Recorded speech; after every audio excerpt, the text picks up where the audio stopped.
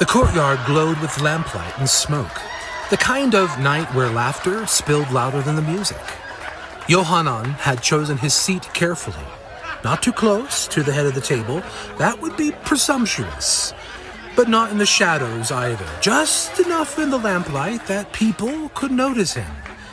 He smoothed his sleeve as if that mattered, as if the cloth itself might raise him another rung higher on Jacob's ladder.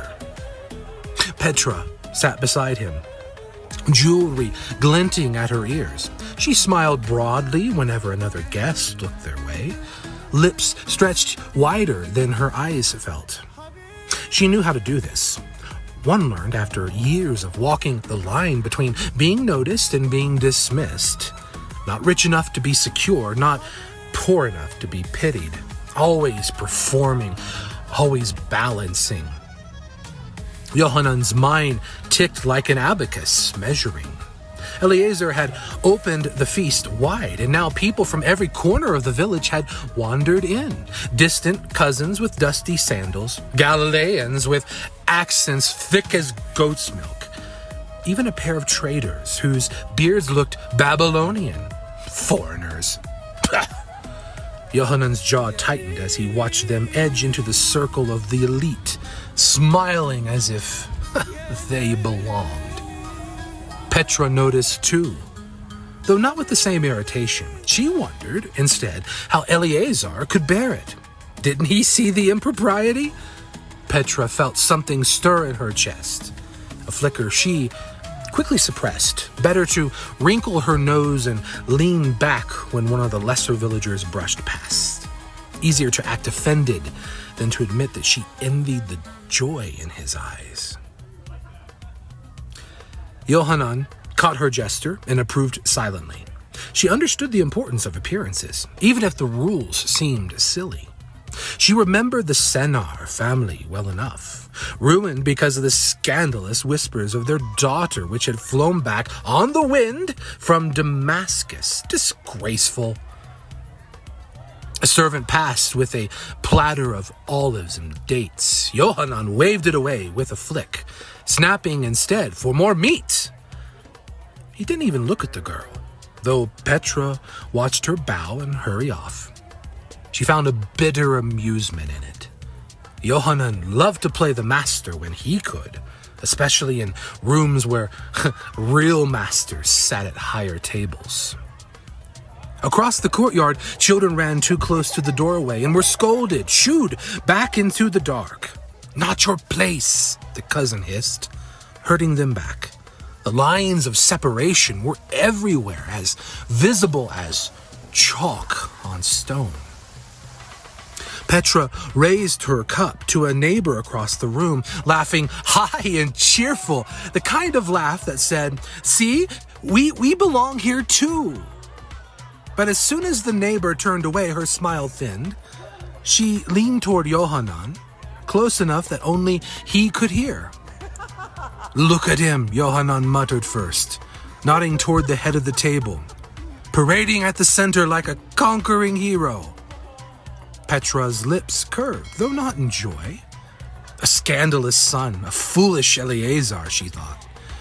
Yet when she looked at Eleazar's face, whose arms wrapped tight around the boy, something unexpected flickered. Almost tenderness. She smothered it quickly and turned back to Johannan, lifting her brows in agreement. "Makes Eliezer look soft, doesn't it? Weak."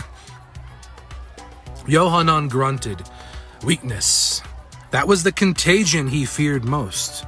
He remembered too many stories of households that let shame creep in like mold. One foolish act and the whole family collapsed, reputations rotting from the inside.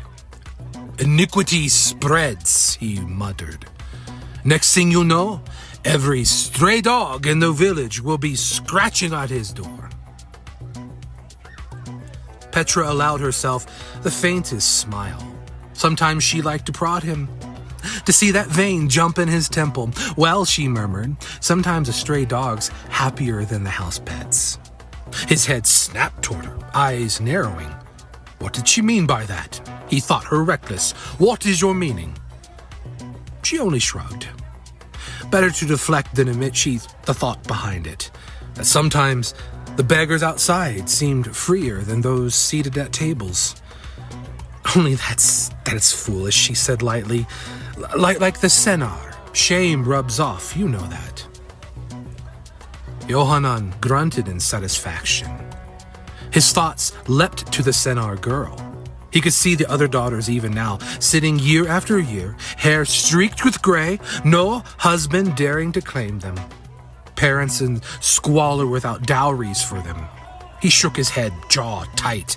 Tradition is honor. Honor is everything.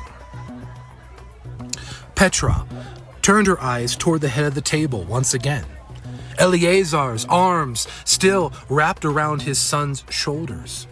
The boy looked dazed, overwhelmed, but Eleazar beamed. There was a strength in that embrace Petra couldn't dismiss, no matter how hard she tried. And yet, look at Eleazar's arms around him. Almost looks humiliating. Johannan cut her off sharper than he meant. He wanted to blot out that picture before it weakened her resolve. Her laughter slipped quick and light, more shield than jest. Did you see the whites of the ankles as Eleazar ran to greet him? The whole town should be in an uproar. Johannan stared at her, startled by the candor. He would most assuredly discuss Eleazar's place at the council with Rabbi Judas in the morning. He suppressed a laugh, trying to make it harmless. You and your jokes, careful. People might think you impious. And if I were? She asked, raising one brow, daring him. The challenge needled him.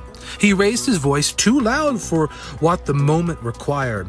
Order is what keeps us alive. You want chaos? Invite every dog, buzzard and swine to the table and see how long Israel remains before the Lord. Her eyes dropped to her cup. She did not argue. Whenever Johannan mentioned the Lord, it usually meant the beginning of one of his impromptu sermons on righteousness and the scourge of exile. Her thoughts moved back to the arms holding the boy. For a brief moment, she wondered what it would be like to be held like that. Like she mattered. Like she didn't have to earn anymore. She let the sounds of the flute and lyre cover her thoughts. In her heart, something pulsed, restless and unspoken. But she swallowed it down like sour wine. Johannan lifted his cup, voice steady, certain. 2 rules, then. Petra raised hers to meet it, her smile thin. 2 rules. The cups touched. The sound swallowed in laughter and music.